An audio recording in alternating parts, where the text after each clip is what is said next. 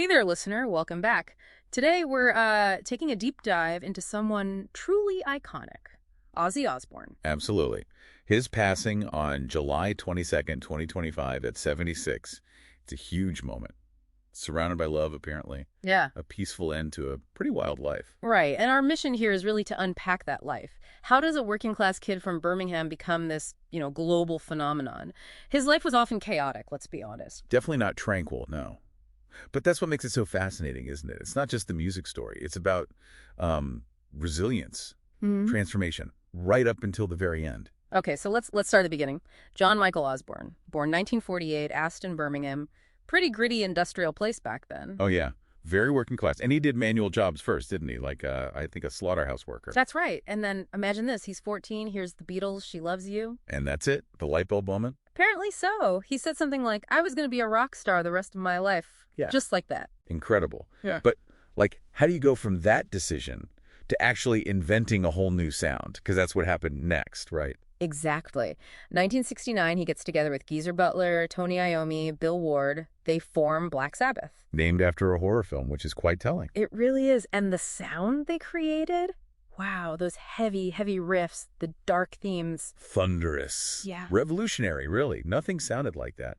And, critics at the time just didn't get it. Not at all. They were dismissed as, what was it, unskilled laborers. Yeah. Which is kind of funny now, considering that sound became, well, the template for heavy rock. It shows how innovation often gets pushback initially, doesn't it? Definitely. But then things got complicated. He gets fired from Sabbath in 79. Yeah, the infamous erratic drink and drug-fueled behavior, it seemed like maybe that was it for him. But it wasn't. This is where Sharon Arden, soon-to-be Sharon Osbourne, steps in. What a pivotal moment. Absolutely pivotal. She takes over his management and talk about a comeback. She launches his solo career, Blizzard of Oz, in 1980. Massive hit. Sells, what, over 6 million copies? Just huge. Yeah. Proved he was more than just the Sabbath guy. And Sharon's maneuvering, like with Ozfest, turning that Lollapalooza rejection into his own massive festival. Genius. Pure genius. Ozfest became this institution, made millions.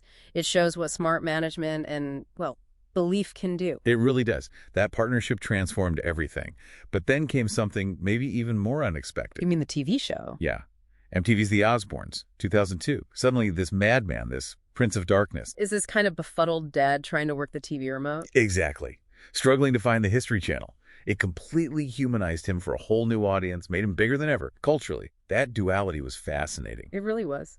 So, okay, we have the music, the controversies, the bat incident, the Alamo thing. Which, to be fair, he did apologize for later. Showed some humility there. Right. But alongside all that fame and craziness, he was dealing with serious health issues, Parkinson's disease, diagnosed way back in 2003. But he didn't reveal it publicly until 2020. Yeah, and Sharon made it clear, it wasn't a death sentence. Yeah. But it definitely took its toll. It affected his movement, his ability to stand, to walk. By 2025, he apparently couldn't walk anymore, which makes his determination to keep performing even more, well, powerful. Incredible determination. He had that quote, by hook or by crook, I'm going to make it there. He meant the stage. And he did. That final concert, July 5th, 2025, back home in Birmingham, just 17 days before he died. Performing seated on a throne, a black throne, can you picture it? Yeah. Delivering those final words to the fans. It just cements that spirit, that connection he had. Yeah. Indomitable. The end of an era, no question. The tributes just poured in. Elton John, members of Nirvana, Jack Black. Jack Black called him the greatest frontman in the history of rock and roll. And the Jack Nicholson of rock. High praise. Definitely. So when you look at the whole picture, I think the legacy, it's more than the music. Even though the music was groundbreaking, it's also about that raw authenticity, being willing to show the struggles, the vulnerability, especially with the Parkinson's later on. it made people connect with the human, not just the legend. Exactly. And maybe that's what makes a legacy truly endure. Not just talent, but the courage to be, well, real. Yeah. Flaws and all. It really makes you think, doesn't it? What does it mean to live, as he put it, a great life? One full of chaos, but also that deep connection. And it leaves you wondering what parts of our stories, our lives, will be the ones that stick around, what will resonate.